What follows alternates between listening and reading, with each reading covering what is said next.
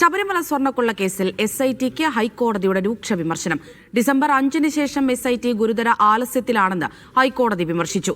Devaswom board മുൻ അംഗങ്ങളായ KP Sankaradas, N Vijayakumar എന്നിവരെ അറസ്റ്റ് ചെയ്യാത്തത് എന്തുകൊണ്ടാണെന്നും കോടതി ചോദിച്ചു. കുറ്റവാളികളെ വേർതിരിച്ചു കാണരുതെന്നും വിവേചനമില്ലാതെ അന്വേഷണം പൂർത്തിയാക്കണമെന്നും ഹൈക്കോടതി നിർദ്ദേശിച്ചു.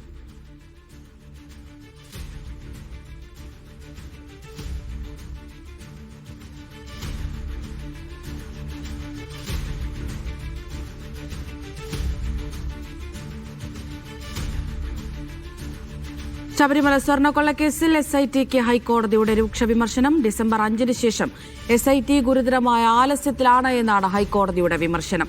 ദേവസ്വം ബോർഡ് മുൻ അംഗങ്ങളായ KP ശങ്കരദാസ്, N വിജയകുമാർ എന്നിവരെ അറസ്റ്റ് ചെയ്യാത്തത് എന്തുകൊണ്ടാണെന്നും കോടതി ചോദിച്ചു. ലിഡിയ ജേക്കബ് വിവരങ്ങൾ നൽകാനായി കൊച്ചിയിൽ നിന്ന് ചേരുന്നുണ്ട്. ലിഡിയ, SITക്ക് രൂക്ഷ വിമർശനമാണ് കോടതിയുടെ ഭാഗത്തു നിന്നുണ്ടായിരിക്കുന്നത്. എന്ത് പശ്ചാത്തലത്തിലാണ് ഇങ്ങനെയൊരു വിമർശനം? അമൃത, ശബരിമല സ്വർണ്ണക്കൊള്ളയുമായി ബന്ധപ്പെട്ട് വലിയ രീതിയിൽ ഇത്തരത്തിൽ വലിയ വിമർശനമാണ് ഹൈക്കോടതിയുടെ ഭാഗത്തു നിന്നും ഉണ്ടായിരിക്കുന്നത്. പ്രത്യേകിച്ച് കഴിഞ്ഞ ദിവസങ്ങളിൽ ഈ ശബരിമല സ്വർണ്ണക്കൊള്ളയിലെ പ്രതികളുടെ ജാമ്യാപേക്ഷകൾ ഹൈക്കോടതി പരിഗണിക്കുന്നുണ്ടായിരുന്നു. അതിൽ വിശദമായിട്ടുള്ള വാദങ്ങളും കാര്യങ്ങളും ഒക്കെ ഹൈക്കോടതി കേട്ടിരുന്നു. അത്തരത്തിൽ ഈ കേസ് പരിഗണിക്കുന്നതിനിടെയാണ് ഈ ഒരു വലിയ വിമർശനം SITക്ക്, പ്രത്യേകിച്ച് SITക്ക് രൂക്ഷ വിമർശനം ഹൈക്കോടതിയുടെ ഭാഗത്തു നിന്നുണ്ടാകുന്നത്. അതിൽ ഏറ്റവും പ്രധാനമായി പറയുന്നത് ഈ അന്വേഷണത്തിൽ വലിയ ആലസ്യം സംഭവിച്ചിട്ടുണ്ട്. ഒരു മന്ദഗതിയിലാണ് ഈ അന്വേഷണം മുന്നോട്ട് പോയത്. പ്രത്യേകിച്ച് ഡിസംബർ 5 മുതൽ ഇങ്ങോട്ട് ഈ അന്വേഷണം മന്ദഗതിയിലായിട്ടുണ്ട്. ഈ പ്രധാനപ്പെട്ട ആളുകളെ, പ്രധാനപ്പെട്ട ദേവസ്വം ബോർഡിന്റെയും മറ്റും ഉന്നത ഉദ്യോഗസ്ഥരെ പ്രതിയാക്കുന്നതിൽ അല്ലെങ്കിൽ അവരെ അറസ്റ്റ് ചെയ്യുന്നതിലൊക്കെ വലിയ രീതിയിലുള്ള ആലസ്യം SITയുടെ ഭാഗത്തു നിന്നും ഉണ്ടായി എന്നുള്ളതാണ് ഹൈക്കോടതിയുടെ ഏറ്റവും പ്രധാനപ്പെട്ട വിമർശനം. ഈ ഡിസംബർ 5-ന് ശേഷം അതിലൊരു മന്ദഗതി ഈ കേസ് നടപടികൾക്ക് ഉണ്ടായി എന്നാണ് ഹൈക്കോടതി പറയുന്നത്. ഒപ്പം ഈ അഡ്വക്കേറ്റ് വിജയകുമാറിനെയും ശങ്കർദാസിനെയും അറസ്റ്റ് ചെയ്യാത്തത് എന്ത് എന്ന് കൂടി ഹൈക്കോടതി ചോദിക്കുന്നുണ്ട്. അതായത് ഈ വിജയകുമാറും ശങ്കർദാസും ദേവസ്വം ബോർഡിന്റെ മുൻ അംഗമായിരുന്നു. ഈ ശബരിമലയിലെ സ്വർണ്ണക്കവർച്ചയുമായി ബന്ധപ്പെട്ട ഗൂഢാലോചനയിൽ ഇദ്ദേഹത്തിന് പങ്കുണ്ട് എന്നടക്കം കോടതി മുൻപ് നിരീക്ഷിച്ചിട്ടുണ്ടായിരുന്നു.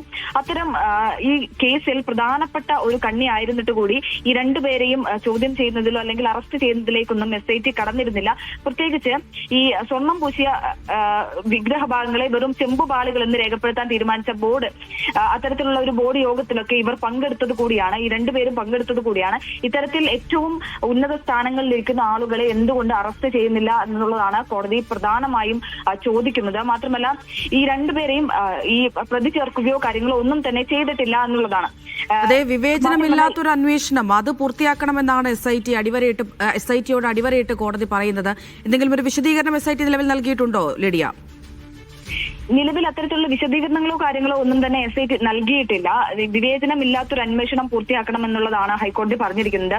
സൂചിപ്പിച്ചതുപോലെ എല്ലാ ആളുകളെയും ഒരേപോലെ സ്പർശിക്കുന്ന അല്ലെങ്കിൽ എല്ലാ മുകൾ തട്ടിലുള്ള ആളുകളെ വരെയും പ്രതി ചേർക്കുന്ന തരത്തിൽ എല്ലാവർക്കും ഒരേപോലെയുള്ള അന്വേഷണവും അതുപോലെ തന്നെ ഈ പ്രതിപട്ടികയിൽ ഉൾപ്പെടുത്തുന്ന കാര്യത്തിലടക്കം എല്ലാവർക്കും ഒരേ നിയമമായിരിക്കണം, അതിൽ എല്ലാവരെയും ഉൾപ്പെടുത്തണമെന്നടക്കമുള്ള കാര്യങ്ങളാണ്. വിവേചനമില്ലാതെ ഈ നടപടികളൊക്കെ പൂർത്തിയാക്കണം എന്നുള്ളതാണ് ഹൈക്കോടതി പറയുന്നത്.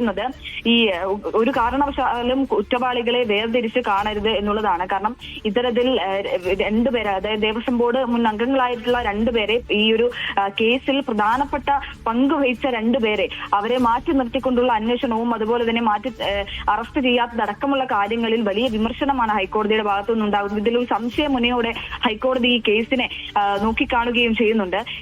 അതിൽ എന്താണ് ഈ അറസ്റ്റ് ചെയ്യാത്തത് എന്നുള്ളത് ഹൈക്കോടതി ചോദിക്കുന്നു. അത് വലിയ ആശ്ചര്യകരമാണ്.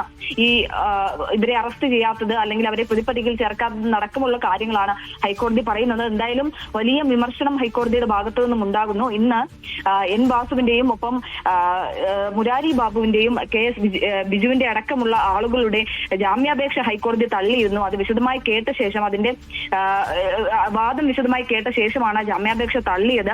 അതിലും ഹൈക്കോടതി ഈ ജാമ്യാപേക്ഷ പരിഗണിക്കുന്ന സമയത്തും ഹൈക്കോടതി ഈ വിഷയത്തിലൊക്കെ വലിയ അഭിപ്രായങ്ങളും കാര്യങ്ങളും ചോദ്യങ്ങളും ഒക്കെ ഉന്നയിച്ചിരുന്നു. പ്രത്യേകിച്ച് ഈ സ്വർണ്ണപ്പാളികൾ, കട്ടിളപ്പാളികളിലുള്ളത് സ്വർണം തന്നെയാണോ എന്നതടക്കമുള്ള കാര്യങ്ങളിൽ തെളിവുണ്ടോ എന്നതടക്കം ഹൈക്കോടതി ചോദിച്ചിരുന്നു. അതിൽ കൃത്യമായിട്ടുള്ള ഒരു രേഖകളിലേക്ക് പോകാൻ SITക്കോ അല്ലെങ്കിൽ സർക്കാരിനോ കഴിഞ്ഞിട്ടില്ല. അതായത് അത് സ്വർണ്ണപ്പാളികൾ തന്നെയാണ് എന്ന്, കട്ടിളപ്പാളികളിലുള്ളത് സ്വർണ്ണപ്പാളികൾ തന്നെയാണ് എന്നുള്ളത് അതിന് മതിയായ രേഖകളില്ല എന്നുള്ളതാണ്. അത്തരത്തിൽ രൂക്ഷ വിമർശനം കഴിഞ്ഞ ദിവസങ്ങളിലും ഹൈക്കോടതിയുടെ ഭാഗത്തു നിന്നും ഉണ്ടായിരുന്നു. ഈ രേഖകളില്ലാത്തതിൽ വലിയ വിമർശനം ഹൈക്കോടതിയുടെ ഭാഗത്തു നിന്നും ഉണ്ടാകുന്നു. അതുപോലെ തന്നെയാണ് ഈ വാദം പരിഗണിക്കുമ്പോൾ ഇത്തരത്തിലൊരു വിമർശനം കൂടി ഹൈക്കോടതിയുടെ ഭാഗത്തു നിന്നും ഉണ്ടാകുന്നത്. ഈ സൂചിപ്പിച്ചതുപോലെ കോടതി എടുത്തു പറയുന്ന ഒരു കാര്യമുണ്ടല്ലോ ലിഡിയ, ഈ ദേവസ്വം ബോർഡ് മുൻ അംഗങ്ങളായ കെ.പി. ശങ്കരദാസ്, എൻ. വിജയകുമാർ എന്നിവരെ അറസ്റ്റ് ചെയ്യുന്നില്ല. അതെന്തുകൊണ്ടാണ് എന്നുള്ളൊരു ചോദ്യം കോടതിയുടെ ഭാഗത്തുനിന്ന് വരുന്നുണ്ട്. എന്താണ് SIT എന്തുകൊണ്ട് അങ്ങനെ ഒരു നടപടിയിലേക്ക് കടന്നില്ല എന്നാണ് മനസ്സിലാക്കേണ്ടത്? മുരാരി ബാബു, എൻ. വാസു അടക്കമുള്ള ആളുകളെ പ്രതിപട്ടികയിൽ ചേർക്കുകയും അറസ്റ്റ് ചെയ്യുകയും ഒക്കെ ചെയ്ത ഒരു സാഹചര്യത്തിൽ ഈ രണ്ടുപേരെ മാത്രം മാറ്റി നിർത്തിയതിലാണ് ഹൈക്കോടതി വലിയ രീതിയിലുള്ള സംശയവും ആശ്ചര്യവും ഒക്കെ പ്രകടിപ്പിക്കുന്നത്.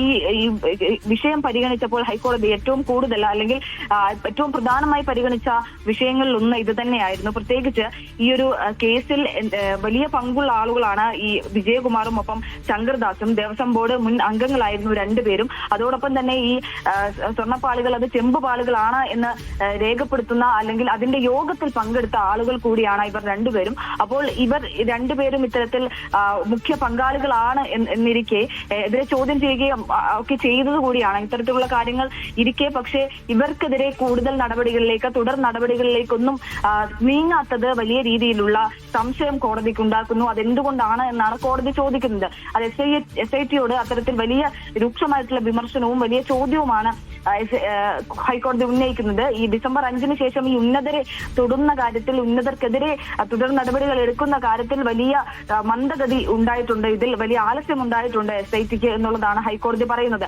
അതിനെതിരെ ചോദ്യം ഉന്നയിക്കുകയാണ് ഹൈക്കോടതി. മാത്രമല്ല ഇത്തരത്തിൽ വിവേചനമില്ലാത്ത രീതിയിൽ എല്ലാവർക്കും ഒരേപോലെ ഉന്നത ഉദ്യോഗസ്ഥരെ അടക്കം ഉൾപ്പെടുത്തി കേസിൽ പങ്കുള്ള എല്ലാവരെയും ഒരുപോലെ ഉൾപ്പെടുത്തുന്ന രീതിയിലുള്ള അന്വേഷണം പൂർത്തിയാക്കണമെന്ന് കൂടി ഹൈക്കോടതി SITയോട് നിർദ്ദേശിക്കുന്നുമുണ്ട്.